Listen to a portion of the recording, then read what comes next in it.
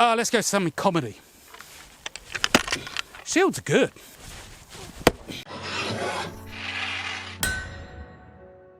Hi, it's Todd from Todd's Workshop and Todd Cutler here. And today we're back with part 4 of the leather shield covering.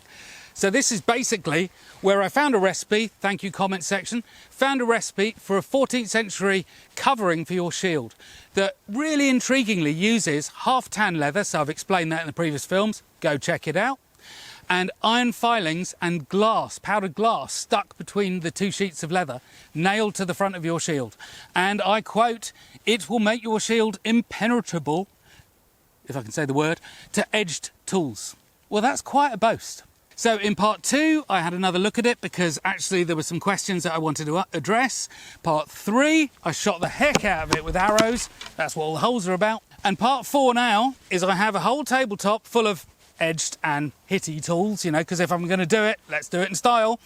And we're going to see what happens. This is a 15th century style shield, 14th, 15th century style planked shield.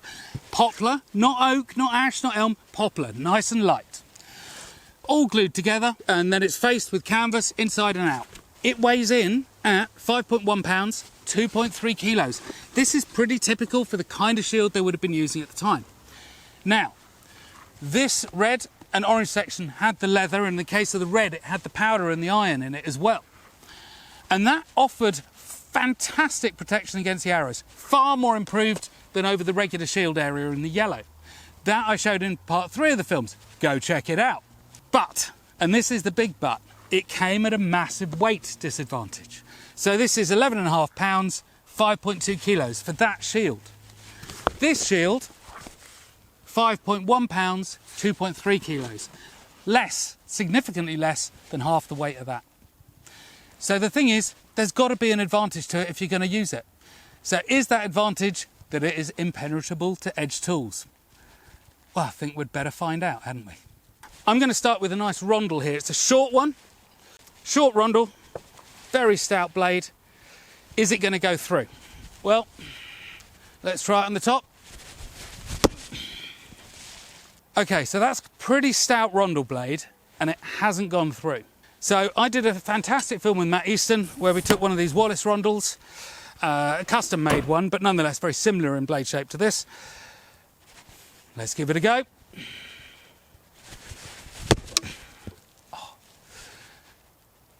Now actually, interestingly, I think the added mass on that didn't help me. Let's just try that again. Nah, not so good. Oh, I'm feeling defeated though. This is no good at all.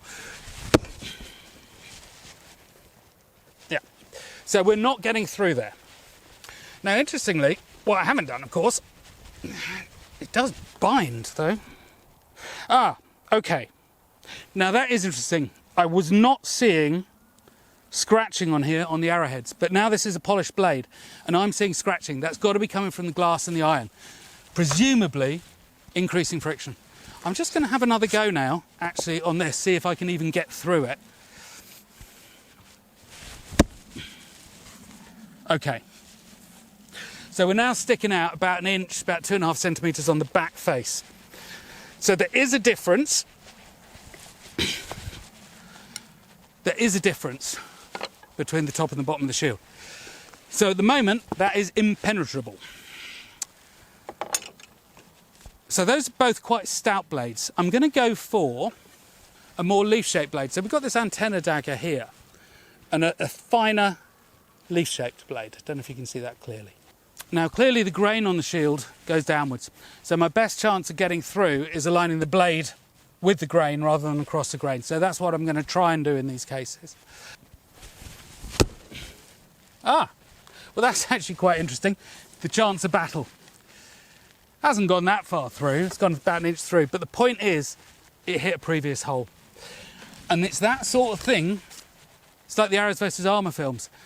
Gets a bit dangerous when arrows get close to other impact points. So let's go again. Yeah, okay. So that time, wasn't near another hole, hasn't gone through. So we'll go into the yellow at the bottom. Okay. Poke through about a centimetre. So the point is, against dagger impacts, unsurprisingly, I suspect, it's pretty resistant. So in my hands at least, the daggers are clearly not going to go through the shield. A little bit at the bottom, but not importantly, but not at the top at all. So I'm not going to bother with any of the rest of the daggers. They're not working. So let's look at other things. So you might find yourself a medieval Gordon Ramsay if you attack the wagon trains. So we've got a meat cleaver. So let's just see. I'm just going to go and try and hit the point of it and just see if we can get in there. Actually, just about gone through the bottom, the back. So we're going to go at the bottom now, where there isn't any armouring. Yeah. So it's just breaking through, but again, not very excitingly. Let's shake it up a bit. We're going to go for a spear. Now I'm going to throw this, not the world's best throw, we've established that, but I'm also going to lunge with it. So I'm going to throw it, see how we do. Well, 45, 1 3/4 inches out the back. It is interesting though. I love showing these things, oh, blimey, where it binds. Oh dear.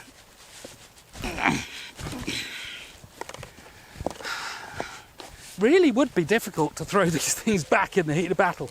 But also, oh, goodness me, that's sticking, there we go, sticking out of your shield. It shows how easy it is to incapacitate an opponent. But anyway, so this went through, oh, maybe 35, 40 mil, something like that. Maybe a bit more. Let's go on the red. Okay, first thing to say is the blade orientation, which is difficult, obviously, for me to predict. Blade orientation's gone the other way here. So I'm going to do that again. Let's see if I can get that vertical like the other throw was. 45. But no chance of that going through. It's just not doing it. It really isn't. Impenetrable, yes, but let's see how the bottom does, because there is no leather covering. Okay, that is quite different. 50 millimeters, 2 inches. There's no point here, I suspect, but it's good fun. Fletch dart. Let's see how we go. Not doing it, but again, just shows. I mean, you can't operate with one of these things poking out the front. Let's go something comedy. So we've got a flail here, nice Hussite flail. Let's see how we do. It's not exactly edged, but you know. Well, made some marks. Shields are good. Hammer, goodness me, right, hammer.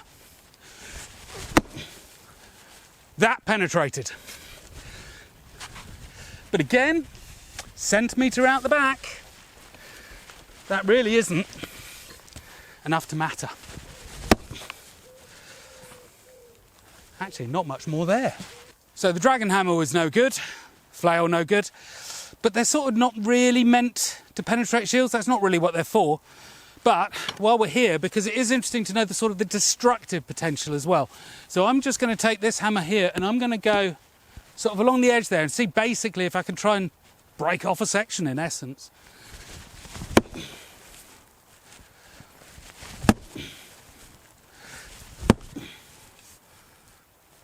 No.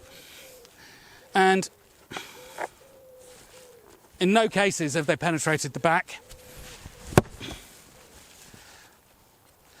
Nor is that. So, I mean, that is the thing.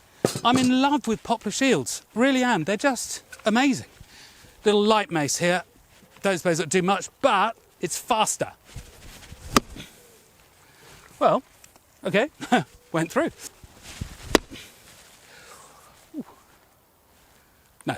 So the little mace is not doing anything. Wouldn't want to get my flesh hit with it, but shield, nothing at all. Okay, sword. Nice falchion. So obviously you might want to chop down there. I'm going to save that a little bit. I'm just going to see if we can go in like this, hitting on the percussion point. Well, certainly done a nice slice.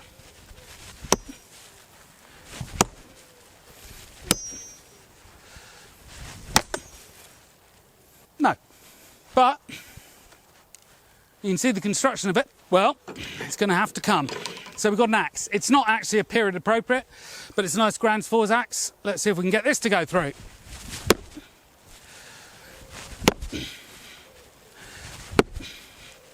I don't have a Viking battle axe.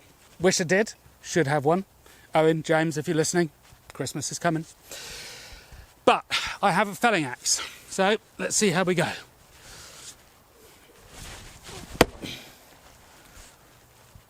Well, that penetrated. Well, say that, but actually, not really. So it's cracked the shield, but you know, we're still there. Let's see if we can get the yellow to go.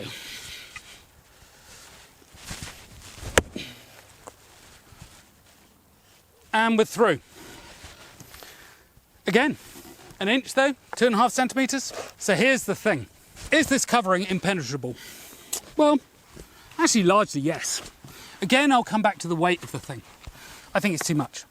However, the basic shield construction is the same as that other one I've got.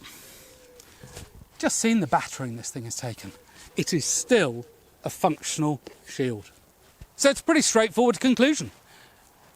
The leather shield covering works.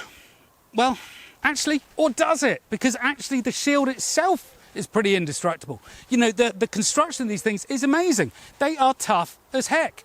You put tough as heck and you cover something else tough over the front of it, well, it's more tough. Yeah, right, I get it. But it's actually basically tough enough as it is. I can't get through it with any ease at all. So I think that's really about it. Before you go though, remember, sign up, subscribe, put your bell notifications on, visit the websites, buy the merch. It all helps to keep this all going because, you know, it's not cheap. But before we do anything else, I'll see you again. But I have one last superhuman weapon. Witcher sword. Let's see what this does.